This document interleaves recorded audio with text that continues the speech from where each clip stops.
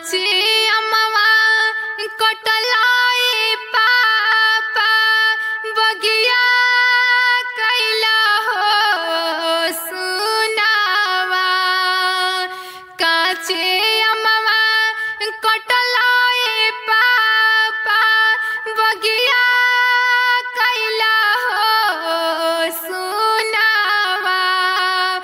अरे सुनर धिया बिसरलाए पापा अंगना कैला हो सुनावा।